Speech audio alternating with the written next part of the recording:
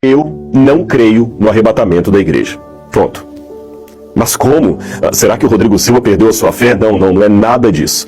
Apenas para situar aqueles que talvez não saibam do que eu estou falando, é que uma grande parte dos cristãos evangélicos de hoje, especialmente pentecostais e neopentecostais, acredita que a segunda vinda de Cristo terá duas fases.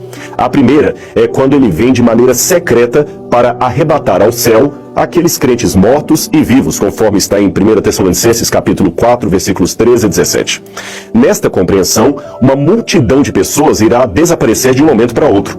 É por isso que em alguns automóveis nós vemos às vezes aquele adesivo escrito "Cuidado, em caso de arrebatamento, este automóvel ficará descontrolado". É uma maneira bem-humorada de pregar aquilo que eles acreditam. Com muito respeito pelos que pensam diferente, eu digo que não vejo na Bíblia Sagrada nenhuma passagem que ensine claramente a volta de Jesus em dois estágios, um secreto, um outro visível. Bem, continuando então, em virtude desse suposto desaparecimento da igreja que seria arrebatada por Cristo, haverá então 7 anos de tribulação na terra, governada pelo anticristo, que perseguirá o país de Israel, e nesse momento os judeus deverão se converter a Jesus. Então só depois disto é que Cristo volta, aí sim, numa segunda fase, em glória e majestade, em companhia daqueles que já haviam sido arrebatados anteriormente, e então reina 1000 anos sobre a terra. É mais ou menos isto que ensina o dispensacionalismo ou a doutrina do arrebatamento secreto. No entanto, talvez poucos saibam, mas apesar do fascínio que essa visão traz sobre muitos crentes, esta não é uma doutrina claramente encontrada na Bíblia Sagrada. E mesmo que você diga não, está sim na Bíblia, deverá admitir que desde que o apóstolo João escreveu o Apocalipse até o ano de 1830, ninguém jamais falou dela. Ou seja, tivemos 1800 anos de cristianismo sem que ninguém sequer ouvisse falar do tal arrebatamento secreto. Quem primeiro pregou isto foi John Nelson Darby, um pregador anglo-irlandês. E sabe onde ele se inspirou? Nos escritos de um jesuíta espanhol chamado Francisco Ribeira, que projetou a profecia do anticristo para um longínquo futuro a fim de combater a doutrina ou o entendimento protestante da época, que via o Apocalipse 13 como se cumprindo no poder papal da Europa.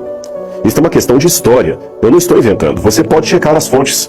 Os grandes reformadores, aqueles como Lutero, Calvino, Zwinglio, os irmãos Morávios, Wesley, nenhum deles acreditava no arrebatamento secreto da igreja. Pelo contrário, todos falavam apenas de uma única e clara volta de Jesus, que acontecerá em apenas um estágio e será visível e gloriosa em todo o mundo, e não num arrebatamento pré-tribulacionista. Somente no início do século XX é que essa visão do fim se tornou popular através da chamada Bíblia anotada de Scofield e outros evangelistas. Agora, é estranho que uma doutrina assim tão complexa, tão bem elaborada como esta, e que seja supostamente bíblica, seja tão estranha na história do cristianismo. É estranho que nenhum servo de Deus a tenha percebido em 2000 anos de história da igreja. Uma vez um pastor evangélico muito consagrado a Deus, a quem eu respeito muito, me disse: "Mas Rodrigo, Deus tem de tirar o seu povo da terra antes que venha a grande tribulação. Veja, a história sagrada ensina que em todos os tempos", era ele argumentando, "em todos os tempos de juízos divinos sobre as civilizações, Deus sempre livrou seus fiéis. Livrou Noé do dilúvio, livrou a Ló da destruição de Sodoma, livrou a Israel das 10 pragas que atribularam o Egito e prometeu livrar a sua igreja na hora daquela tentação que há de vir sobre toda a terra." Ele então citou Apocalipse capítulo 3, verso 10, que diz: "Eu te guardarei na hora da provação." Mas espere um pouco. Eu falei para ele então: "Pastor, guardar é proteger, não é retirar de um lugar para o outro. Em nenhum desses textos que você citou, Deus arrebatou seu povo para não sofrer o juízo. Pelo contrário, ele os protegeu, mas não os tirou. Jesus mesmo orou ao Pai: não peço que os tires do mundo, mas que os livres do mal." Veja, Noé estava protegido dentro da arca, mas permaneceu em meio ao dilúvio. Ló foi tirado pelos anjos, porém correndo em meio ao fogo que caía, e ele não foi arrebatado secretamente. Os hebreus, é claro, foram poupados das pragas no Egito, mas continuavam na terra de Faraó enquanto as pragas caíam. Mas eu sei que alguém ainda dirá: "Rodrigo, Paulo deixou bem claro em Tessalonicenses que nós seremos arrebatados para encontrar com o Senhor nas nuvens, e ser arrebatado é ser tomado de modo súbito, sem que ninguém veja." Ora, Confira o dicionário e você vai ver que arrebatado não tem nenhuma conotação de ato secreto, nem em português, nem no grego, que era a língua original do Novo Testamento. Tanto é que a palavra harpazo, ou arrebatar, pode ser traduzida por roubar em Mateus 12, 29. E veja que ela claramente tem o sentido de algo visível, pois Jesus diz nessa passagem que ninguém consegue roubar ou arrebatar a casa do valente a menos que o amarre. Ora, se fosse algo secreto, o valente nem perceberia.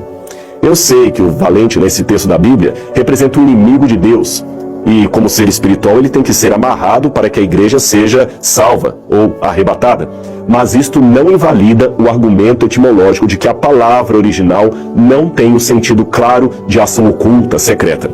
Aliás, se você prestar atenção, todos os textos normalmente lidos como referentes ao arrebatamento secreto da igreja possuem em seu contexto um quadro maior de vinda inesperada, porém gloriosa e visível em todo o mundo, até pelos ímpios. É claro que, pelo tempo, eu não tenho como analisar passagem por passagem, mas eu cito apenas uma delas que está em Mateus capítulo 24, versos 40 e 41. 2 estarão no campo, um será tomado e deixado o outro. 2 estarão no moinho, uma será tomada e deixada a outra. Será isto o arrebatamento secreto? Creio que não, por 2 motivos. Primeiro, esta passagem segue depois dos versos 30 e 31, que falam da visibilidade mundial da volta de Cristo. Portanto, é depois da vinda gloriosa que esses textos têm lugar. Em segundo lugar, a comparação que Jesus faz imediatamente antes é com o dilúvio. Esse é um dado importante para você entender essa passagem. Você pode ver na sua Bíblia. Ele fala, assim como foi nos dias de Noé, assim será a vinda do Filho do Homem. Nos dias de Noé, os homens não perceberam até que veio o dilúvio e os levou a todos. Note, os que foram levados pelo dilúvio são aqueles que se perderam. Aí ele arremata, do mesmo modo em minha vida. Um será tomado e o outro deixado, ou seja, um será levado, como os antigos foram levados pelo dilúvio, e o outro será poupado, como poupada foi a família de Noé. Logo, a análise textual nos indica que os que são deixados são os que se salvam e os que são levados são os que se perdem. Veja com calma na sua Bíblia e você verá que é isso mesmo.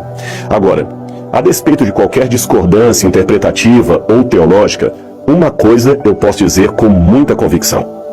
Independente da religião que você professa, ou até mesmo da ausência dela, pois muitos preferem não seguir religião alguma, eu espero que você concorde comigo pelo menos nisto. Jesus ama a mim e a você. E se formos fiéis a Ele, Ele voltará para nos levar ao reino que Ele mesmo prometeu. A sua promessa não falha, e o Apocalipse é a certeza que nós dois temos disso.